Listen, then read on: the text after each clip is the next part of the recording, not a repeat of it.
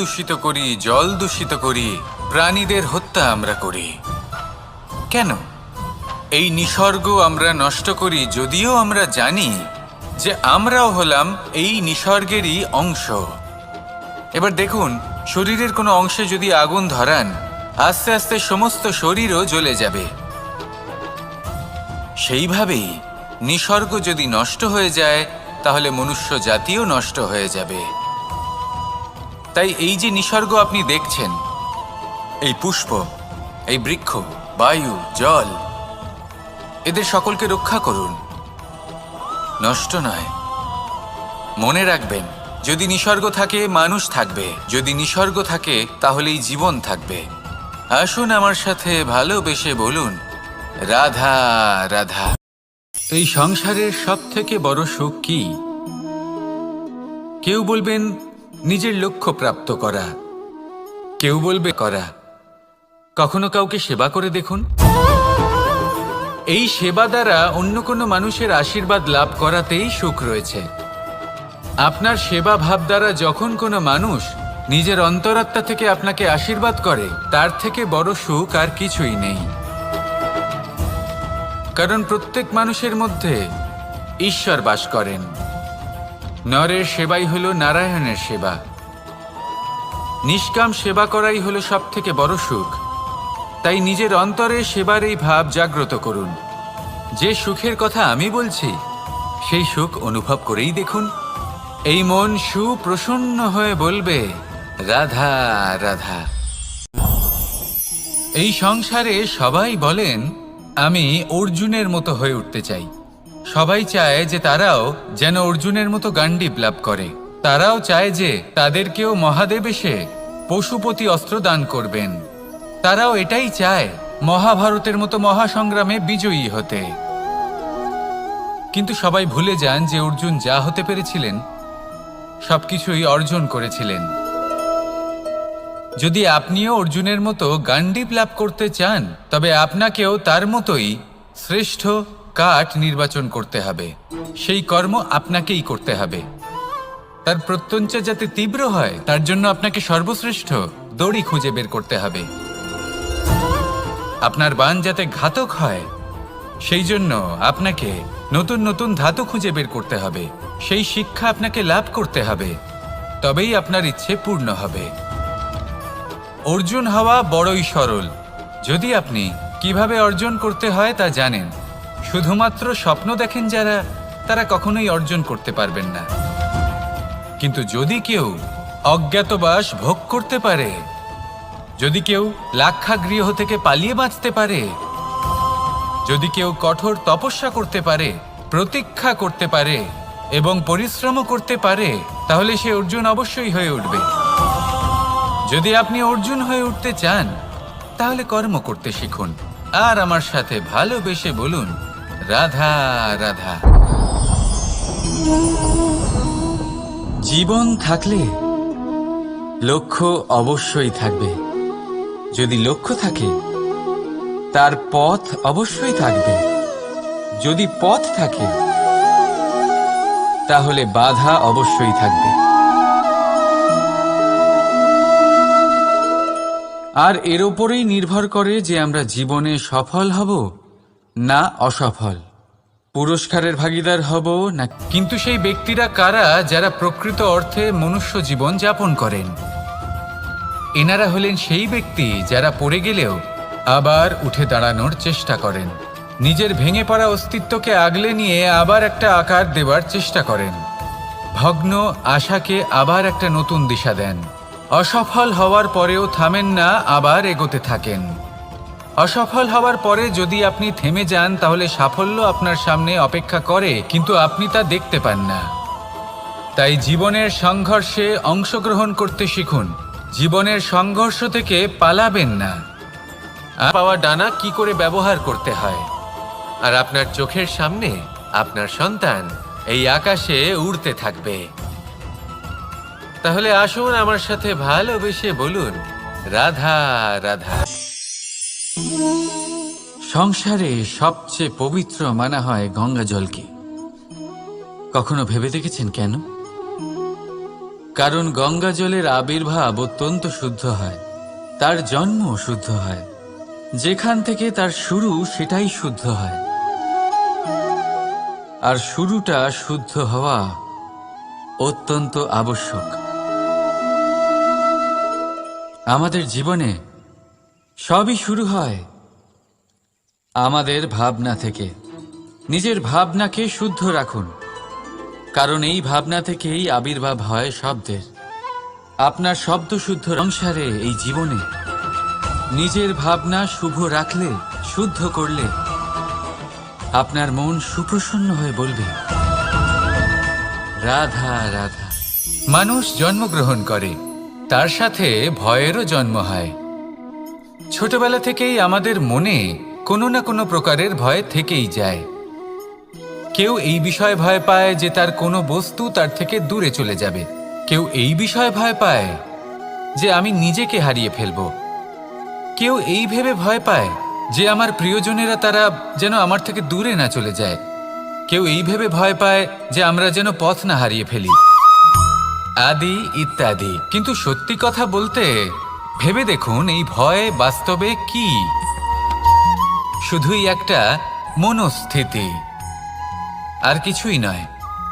যা কিছু আপনি জীবনে পেয়েছেন তা একদিন আপনাকে হারাতে হবে। এই জীবন হলো আপনারই, কিন্তু তাও একদিন সমাপ্ত হবে। তাই ভয় পেয়ে কি লাভ? এই ভয় শুধু আপনাকে জীবনযাপন করা থেকে বাধা দিচ্ছে, আর কিচ্ছু নয়। পথ হারিয়ে ফেললেই বুঝতে পারবেন যে নতুন পথ কিভাবে বানাতে হয়। কিছু মানুষকে জীবন থেকে হারালে তবেই আপনি বুঝবেন যে আপনার আপনজনকে। এই ভয়ের কারণে ভীত হয়ে থাকবেন না। এই তারা নক্ষত্র অন্ধকারের অভাবে গুরুত্ব হারায়। শিবকেও মহাদেব হওয়ার জন্য বিষপান করতে হয়েছিল। প্রত্যেক পরিস্থিতি, প্রত্যেক সাফল্য আপনার পরীক্ষা নেবে, তাতে উঠবেন। যদি তিনি জ্ঞানী হন, তাদের মধ্যে সদ্গুণ থাকে, তাহলে এই কারণে নয় যে কোথাও তার জন্য মধুর ঘাস অপেক্ষা করে রয়েছে, না, সে এই কারণে তীব্র গতিতে দৌড়য় কারণ সেটা না করলে তার পেছনে একটি সিংহ আছে যে ওকে নিজের ভোজন করে ফেলবে। তাই জীবনে বিপদ, সংকট, এই সবকিছুও হলো অত্যন্ত গুরুত্বপূর্ণ। তার সম্মুখীন হতে শিখুন আর আমার সাথে ভালোবেসে বলুন রাধা রাধা রাধা।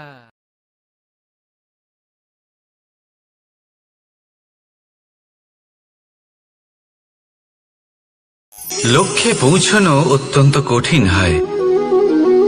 কেউ ভাবেন যে কেন এত কঠিন হয়, কেন এত কষ্ট করতে হয় লক্ষ্যে পৌঁছানোর জন্য। এই লক্ষ্য সরলভাবে কেন আমার কাছে চলে আসে না? চলুন আপনাকে একটা কথা বলি, যদি আপনার লক্ষ্য কঠিন না হয় তাহলে তাকে পাওয়া আপনার পক্ষে অসম্ভব হয়ে উঠবে। লক্ষ্যে পৌঁছানোর এই রাস্তায় আপনি যে কড়া রোদের সম্মুখীন হন, যার থেকে আপনি দূরে পালাতে চান, সেই রোদ আপনাকে প্রেরণা যোগায় যে আপনি এগোতে থাকুন। ভাবুন একজন যাত্রী যে কিনা নিজের লক্ষ্যের দিকে যাচ্ছেন, সেই পথে উনি যদি একটু ছায়া পেয়ে যান আর উনি ওখানে বিশ্রাম নেন, তাহলে তার সাথে তার ভাগ্য গভীর নিদ্রায় সেখানে বিলীন হয়ে যায়। তাই পরিশ্রমের কড়া রোদের থেকে কখনো দূরে পালাবেন না। জীবনে শুধু সামনে এগোতে থাকুন দৃঢ়তার সাথে। আর লক্ষ্য সরল হোক, কঠিন হোক বা অত্যাধিক কঠিন হোক, একটা কথা মনে রাখবেন, যে জীবনের লক্ষ্যে পৌঁছতে পেরেছে সে লক্ষ্য প্রাপ্তির জন্য আফসোস কখনোই করে না। রাধা রাধা। ধৈর্য, এই ধৈর্য কি কোনো গুণ, কোনো অনুভূতি, কোনো দৃষ্টিভঙ্গি? আমার জন্য ধৈর্য এক বাহন। আপনি হয়তো ভাবছেন এই কেমন বাহন? বাহন তো ঘোড়া হতে পারে, হাতি হতে পারে, উটও হতে পারে, কিন্তু ধৈর্যকে বাহন বানানো মানে? চলুন আপনাকে একটা কথা বোঝাই। পৃথিবীতে এমন কোনো বাহন নেই যে তার আরোহীকে আছড়ে ফেলেনি। সেটা উট হোক বা হাতি হোক বা ঘোড়া হোক, চলতে চলতে কখনো নড়বড় করেই বসে। তারপর সেই আরোহী পরে কারোর পায়, তারপর পরে তার নিজের নজরে। কিন্তু ধৈর্যরূপী বাহন কখনো কাউকে ফেলে না, কখনো না। না সেই আরোহী কারোর পায়ে পড়ে, আর না তো নিজের নজরে। কারণ ধৈর্য আপনাকে বিবেক প্রদান করে, বিবেক আপনাকে পরিকল্পনায় সাহায্য করে, আর পরিকল্পনা প্রদান করে আপনাকে শক্তি, আপনার লক্ষ্যের দিকে অগ্রসর হওয়া। বুঝলেন? ধৈর্যকে সঙ্গে রাখুন, নিজেকে আরো ধৈর্যশীল করে তুলুন। এই ধৈর্যের সাহায্যে আরোহণ করে দেখুন কিভাবে এই বাহন আপনাকে আপনার গন্তব্যে পৌঁছে দেবে। রাধা রাধা। সংসারে এমন একটা ভ্রান্ত ধারণা রয়েছে যে সবকিছু ভাগ্যের দ্বারা পাওয়া যায়, কিন্তু ভাগ্য, প্রারব্ধ এ তো সকলের জন্যই সমান হয়। এটা তো ব্যক্তির উপরে নির্ভরশীল হয়, তার আকাঙ্ক্ষার উপরে নির্ভরশীল হয়, বাসনার উপরে নির্ভরশীল হয়, স্বভাবের উপরে নির্ভরশীল হয় যে উনি সেটা নিয়ে কি করেন। দেখুন, এই প্রসাদ কিন্তু সকলকেই দেওয়া হয়, কিন্তু তা গ্রহণ করবেন কিভাবে সেটা ব্যক্তির উপরে নির্ভর করে। আপনাকে এক উদাহরণ দিই। যেমন ধরুন, দুজন মানুষকে আমি একটা করে মাটির ডেলা দিলাম, সেটা নিয়ে তারা কি করবেন? একজন মানুষ তার ছোট ছোট ডেলা বানাবেন আর পথযাত্রীদের ওপরে ছুঁড়ে মারবেন, হাসি ঠাট্টা করবেন, তাদের বস্ত্র নোংরা করে দেবেন, সেটাতেই উনি আনন্দ পাবেন। অন্যদিকে দ্বিতীয় ব্যক্তি সেই মাটির ডেলা দিয়েই নিজের জন্য একটা কুঁড়ে ঘর বানাবেন। সেই কুঁড়ে ঘর যা রোদেতে, বৃষ্টিতে, ঝড়ে তাকে সুরক্ষিত রাখবে। অনুভূতি, এই অনুভূতি বদলাতে শিখুন। এই অনুভূতি রাধা রাধা। লক্ষ্য, পথ আর সাফল্য, এই তিনটেই একে অপরের সাথে জড়িত, কিন্তু অনেকবার মানুষ এদের ঠিকভাবে বুঝতে পারেন না। তারা ভাবেন যে যেরকম লক্ষ্য হবে সেরকমই পথ হবে, সেই মতোই লক্ষ্য কঠিন হলে পথ কঠিন হবে, লক্ষ্য সরল হলে পথও সরল হবে। যদি আপনাকে আসল সত্যের সাথে অবগত করাই, তাহলে দেখবেন সবকিছুই এর উল্টো। লক্ষ্য নিজের পথ বানায় না, পথ সেটাই যেটা আপনি স্বয়ং নির্বাচন করে আপনি নিজে বানান। সেই অনুসারেই আপনি আপনার লক্ষ্যে পৌঁছতে পারবেন। সেই জন্য জীবনে যখনই লক্ষ্যে পৌঁছানোর পথের বিষয়ে আপনি কোনো সিদ্ধান্ত নেবেন, তাহলে তা ভেবে চিন্তে নেবেন, কারণ এই পথ অত্যন্ত গুরুত্বপূর্ণ। পথ যদি শুভ হয়, তাহলে লক্ষ্য আপনা থেকেই শুভ হয়ে যায়। তাহলে আসুন আমার সাথে ভালোবেসে বলুন, ছিল যে কারণে এই জন্মে এরকম ভাগ্য পেয়েছি আমি। এই সব বাদ দিন আর একবার শান্ত চিত্তে ভাবুন। আপনি বুঝতে পারবেন যে ভাগ্য আর কর্ম এই দুই এই জন্মের। তফাৎ শুধুমাত্র এটাই যে যদি ভাগ্যের কথা বলা হয়, তাহলে আপনি এই ভাগ্যের থেকে যত বেশি আশা করবেন তত বেশি নিরাশ হবেন আপনি, কারণ এই আশা আপনাকে কর্ম করা থেকে আটকায়। যদি কথা বলা হয় কর্মের, তাহলে নিজের কর্মের প্রতি যত বিশ্বাস রাখবেন তত বেশি সফলতা আপনার কাছে আসবে। তাই একটা কথা মনে রাখবেন, ভাগ্য আপনার কর্ম নির্ধারণ করে না, কিন্তু আপনার কর্ম আপনার ভাগ্যকে অবশ্যই নির্ধারণ করে। রাধা রাধা। নাম কত সাধারণ একটা বিষয়। প্রত্যেক মানুষ যে জন্ম নেয় তাকে একটা নাম দেওয়া হয়, যা সে পেয়ে থাকে তার মাতা পিতার দ্বারা, না হলে তার গুরুর দ্বারা, বা কোনো আত্মীয়ের দ্বারা, বা কোনো কাছের মানুষের দ্বারা। এই নামের সাথেই সে আস্তে আস্তে বেড়ে ওঠে। কিন্তু এটাই কি সেই নাম? এই নামই কি সবকিছু? কখনোই নয়। একটা নাম সেটা যা আপনি জন্মের সময় লাভ করেন, যে নামে আপনি কর্মের পথে অগ্রসর হন। আরও একটা নাম সেটা যা আপনি আপনার কর্মের দ্বারা অর্জন করেন, আর এই নামেই আপনাকে সবাই যুগ যুগ ধরে মনে রাখে। আপনার আসল নাম সেটা নয় যা আপনাকে জন্মের সময় দেওয়া হয়েছিল। আপনার আসল নাম সেটা যেটা আপনি আপনার কর্ম দ্বারা লাভ করেছেন, কারণ সেই লাভের পেছনে প্রচুর প্রয়াস লুকিয়ে থাকে। অনেক পরিশ্রম লুকিয়ে থাকে। কিন্তু যদি আপনি চান যে মানুষ আপনার নাম মনে রাখে, তাহলে আপনাকে কর্মের পথে অগ্রসর হতেই হবে, শুভ কর্ম করতে হবে, অনর্গল চেষ্টা করে যেতে হবে, মহান কাজ করতে হবে। আর বিশ্বাস করুন, আপনি একটা মহান নামের ফল অবশ্যই লাভ করবেন। রাধা রাধা। আমি এখানে একা এই বনে বসে আছি, বাঁশি বাজাচ্ছি। কার জন্য? কে আছেন এখানে? কেউ নেই। আমার প্রজা, আমার রাজ্য, আমার পরিবার, আদেশ, এমন কি রাজকীয় বা ভৌতিক সুখ রয়েছে যে আমি ওখানে পেতে পারি না? সবকিছুই পেতে পারি, তাও এখানে বনে একা বসে আছি। কোন সুখ খুঁজে চলেছি? একা থাকার সুখ। আমরা প্রত্যেকদিন অনেক মানুষের সাথে, চিন্তাধারার সাথে, কর্মের সাথে, পরিস্থিতির সাথে, সুখ দুঃখের দ্বারা বেষ্টিত থাকি। জীবনের এই চক্রে আমরা জড়িয়ে পড়তে থাকি। যতই আমরা এই সমস্যার সমাধান করি, আমরা ততই এতে জড়িয়ে পড়ি। আমরা এতটাই জড়িয়ে পড়ি যে যখন আমরা আয়নায় নিজেদের দেখি, তখন আমরা নিজেদের চিনতেই পারি না। এমন মনে হয় যেন আমরা নিজেদের হারিয়ে ফেলেছি। সেই জন্য প্রত্যেক দিন আপনি কিছু সময় নিজের সাথে কাটান একান্তে। এটা অত্যন্ত আবশ্যক।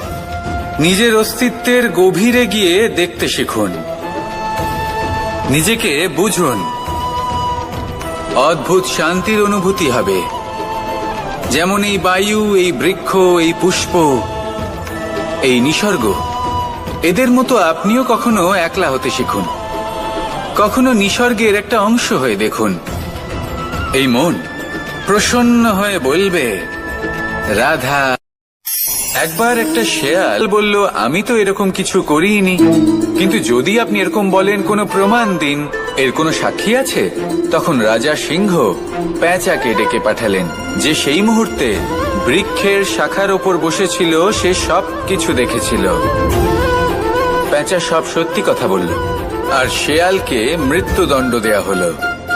এবার এই কাহিনী আমি আপনাকে কেন শোনালাম? কারণ মানুষও কখনো কখনো এরকম কর্ম করেন যা শিয়াল করেছে। এটা ভাবেন কেউ দেখছে না, যখন আমি অনুচিত কর্ম করতেই পারি। কিন্তু না, আপনি যাই করুন না কেন, কেউ না কেউ অবশ্যই তা দেখছে। কোনো ব্যক্তি না হলেও কোনো প্রাণী, না হলে কোনো যক্ষ বা দেব বা প্রেত। যদি এনারা কেউ না দেখেন, তাহলে ধরিত্রী মাতা দেখেন, যেখানে দাঁড়িয়ে আপনি সেই কর্ম করছেন, তাই না? তাই একটা কথা সবসময় মনে রাখবেন, কে দেখছেন কে দেখছেন না সেই বিষয়ে ভাবা ছেড়ে দিন। এটা খুব সহজ কথা। আপনি যদি উচিত কর্ম করেন, উচিত ফল পাবেন। যদি অনুচিত কর্ম করেন, তাহলে আপনি অনুচিত ফল অবশ্যই পাবেন। সেই জন্য উচিত পথে চলতে থাকুন, উচিত কর্ম করতে থাকুন, আর আমার সাথে ভালোবেসে বলুন রাধা রাধা। বাহ, পুষ্পের সুবাস আমার খুব ভালো লাগে। অত্যন্ত সুন্দর হয়। অবশ্যই সহ্য করতে হবে। এটাই হলো প্রকৃতির নিয়ম। এই নিয়ম কিন্তু আমরা সবাই জানি, কিন্তু আমাদের মধ্যে বেশিরভাগ মানুষ এই বিভ্রান্তি নিয়ে বাঁচি যে এই যে প্রকৃতির নিয়ম, তা আমার ওপর প্রযোজ্য নয়। তা কিন্তু নয়। আমাদের চতুর্দিকে এই যে নিসর্গ রয়েছে, আমরা তার কতটা ক্ষতি করি সেটা একবার ভেবে দেখুন। আমরা বনাঞ্চল জ্বালিয়ে দিই, বায়ু দূষিত করি, জল দূষিত করি, প্রাণীদের হত্যা আমরা করি। কেন? এই নিসর্গ আমরা নষ্ট করি, যদিও আমরা জানি যে আমরাও হলাম এই নিসর্গেরই অংশ। এবার দেখুন, শরীরের কোনো অংশে যদি আগুন ধরান, আস্তে আস্তে সমস্ত শরীরও জ্বলে যাবে। সেইভাবেই নিসর্গ যদি নষ্ট হয়ে যায়, তাহলে মনুষ্য জাতিও নষ্ট হয়ে যাবে। তাই এই যে নিসর্গ আপনি দেখছেন, এই পুষ্প, এই বৃক্ষ, বায়ু, জল, এদের সকলকে রক্ষা করুন, নষ্ট নয়। মনে রাখবেন, যদি নিসর্গ থাকে মানুষ থাকবে, যদি নিসর্গ থাকে তাহলেই জীবন থাকবে। আসুন আমার সাথে ভালোবেসে বলুন রাধা রাধা। কারই না পছন্দ বলুন তো? অত্যন্ত সুস্বাদু হয় এই মধু, মিষ্টি খেতে হয় এবং তা শক্তিও প্রদান করে, এবং প্রত্যেকটি মিষ্টি পদার্থের মতোই এতেও খুব তাড়াতাড়ি পিঁপড়ে ধরে যায়। অন্যদিকে যদি নুনকে দেখি, তাহলে বছরের পর বছর রাখলেও এতে পিঁপড়ে ধরে না। এবার যদি কথা বলি বন্ধুত্বের, তাহলে বন্ধুত্ব নুনের মতো হওয়া উচিত, মধুর মতো নয়। যারা সামনে এলে শুধুমাত্র মধুর মধুর কথা বলবে, পরে এতে পিঁপড়ে ধরে যাবে, এটা নুনের মতো হওয়া উচিত। প্রকৃত বন্ধু হলো সে যে সময় এলে পরে আপনার সামনে আপনার প্রকৃত সত্য তুলে ধরবে, তা সে যতই কঠিন হোক না কেন। আপনার দোষ, আপনার অপগুণ, আপনার খামতি আপনাকে বলতে পারবে, যাতে আপনি সেগুলো শুনে মেনে নিয়ে তারপর নিজেকে শুধরোতে পারেন। এটাই হলো প্রকৃত বন্ধুত্ব। কখনো নিজের জীবনের আশেপাশে মন দিয়ে দেখবেন, অনেক সময় এমন মানুষ থাকেন, অনেক বন্ধু থাকেন, যাদের দেখে আমাদের মনে হয় যে এনারা খুব কঠোর, এনাদের কথা খুব কটু। কিন্তু বেশিরভাগ এমন মানুষের মনটা যদি বুঝতে পারেন, তাহলে দেখবেন তাতে কোনো মালিন্য নেই, এনাদের মন অত্যন্ত পবিত্র হয়। যদি আপনার জীবনেও এমন কোনো ব্যক্তি থেকে থাকে, এমন বন্ধু থাকে, তাহলে তাদের আগলে রাখুন আর আমার সাথে ভালোবেসে বলুন, রাধা রাধা। যতক্ষণ আমরা এই সংসারে জীবিত, ততক্ষণ আমাদের সাথে সবকিছু থাকে, আমাদের ধন, সুখ স্বাচ্ছন্দ্য, আমাদের মিত্রগণ, আমাদের পরিবার, এই সমাজ, এই সবকিছু আমাদের সাথে থাকে। যেদিন আমরা এই সংসারকে ত্যাগ করব, এদের মধ্যে কেউ আমাদের সাথে যাবে না, না ধন, না স্বাচ্ছন্দ্য, না সম্পত্তি। এই সকল মানুষ, এই সমাজ, এরা শুধুমাত্রই শ্মশান পর্যন্ত আমাদের সাথে থাকতে পারবেন। তারপরে যদি আমাদের সাথে কিছু যেতে পারে, তাহলে তা শুধুই আমাদের ধর্ম। আর এই সংসারে আমরা নিজেদের যে সুনাম রেখে যাই, সেটা সম্ভব শুধুমাত্র কর্মের দ্বারা। সেই জন্য সংসারে যতদিন পর্যন্ত জীবিত আছেন, যদি কিছু অর্জন করতে চান, তাহলে ধর্ম অর্জন করুন, ধর্মের বিষয়ে স্পষ্টতা অর্জন করুন এবং কর্ম অর্জন করুন। এটাই হবে আপনার অতীত এবং এটাই হবে আপনার ভবিষ্যৎ, এবং এটাই সকলকে প্রেরণা প্রদান করবে। আসুন আমার সাথে ভালোবেসে বলুন, রাধা রাধা। যখনই কোনো যাত্রায় যাব বলে মনে করি, তখনই আমরা প্রস্তুত থাকি আসন্ন বিপদের জন্য বা সংকটের জন্য। যেমন যদি আমাদের মনে হয় যে আজকের পরিবেশ খুব ঠান্ডা হবে, তাহলে আমরা গরম বস্ত্র ধারণ করি বা সেটাকে সাথে নিয়ে যাই। যদি মনে হয় যে বৃষ্টি হতে পারে বা বৃষ্টি হয়ে চলেছে, আমরা দেখছি, তাহলে আমরা একটা ছাতা সাথে নিয়ে নিই। আমরা প্রস্তুত থাকতে চাই এবং এটাই উচিত, এবং সেই কারণেই আমরা যাত্রায় সাফল্য লাভ করি। কিন্তু যদি আমরা কথা বলি জীবনযাত্রা নিয়ে, যা কিনা সব থেকে বেশি গুরুত্বপূর্ণ, তাহলে তার জন্য আমরা পূর্ণরূপে প্রস্তুত থাকি না। আশেপাশের মানুষ, এই সমাজ, আমাদের সাথী, আমাদের মিত্ররা যে কোনো মুহূর্তে বদলে যেতে পারেন। সেই জন্য আমরা নিজেদেরকে কখনো সাবধান করি না, কখনোই নিজেদের প্রস্তুত করি না।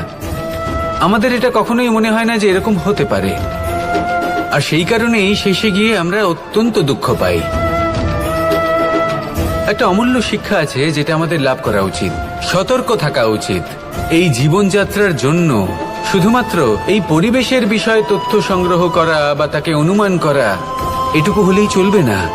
আমাদের আশেপাশের মানুষজনকে দেখতে হবে, তাদের স্বভাব, পরিস্থিতির ওপর নজর রাখতে হবে। যখন তারা রং পাল্টাচ্ছেন, নজর রাখতে হবে, তা অত্যন্ত আবশ্যক। পরিবর্তন আপনার জীবনে অবশ্যম্ভাবী, সঠিকভাবে তার সম্মুখীন হন। আসুন আমার সাথে ভালোবেসে বলুন, রাধা। বাহ, সহ্য করতে হবে না? অবশ্যই সহ্য করতে হবে। এটাই হলো প্রকৃতির নিয়ম। এই নিয়ম কিন্তু আমরা সবাই জানি, কিন্তু আমাদের মধ্যে বেশিরভাগ মানুষ এই বিভ্রান্তি নিয়ে বাঁচি যে এই যে প্রকৃতির নিয়ম, তা আমার ওপর প্রযোজ্য নয়। তা কিন্তু নয়। আমাদের চতুর্দিকে এই যে নিসর্গ রয়েছে, আমরা তার কতটা ক্ষতি করি সেটা একবার ভেবে দেখুন। আমরা বনাঞ্চল জ্বালিয়ে দিই, বায়ু দূষিত করি, জল দূষিত করি, প্রাণীদের হত্যা আমরা করি। কেন? এই নিসর্গ আমরা নষ্ট করি, যদিও আমরা জানি যে আমরাও হলাম এই নিসর্গেরই অংশ। এবার দেখুন, শরীরের কোনো অংশে যদি আগুন ধরান, আস্তে আস্তে সমস্ত শরীরও জ্বলে যাবে। সেইভাবেই নিসর্গ যদি নষ্ট হয়ে যায়, তাহলে মনুষ্য জাতিও নষ্ট হয়ে যাবে। তাই এই যে নিসর্গ আপনি দেখছেন, এই পুষ্প, এই বৃক্ষ, বায়ু, জল, এদের সকলকে রক্ষা করুন, নষ্ট নয়। মনে রাখবেন, যদি নিসর্গ থাকে মানুষ থাকবে, যদি নিসর্গ থাকে তাহলেই জীবন থাকবে। আসুন আমার সাথে ভালো, কারণ প্রত্যেক মানুষের মধ্যে ঈশ্বর বাস করেন।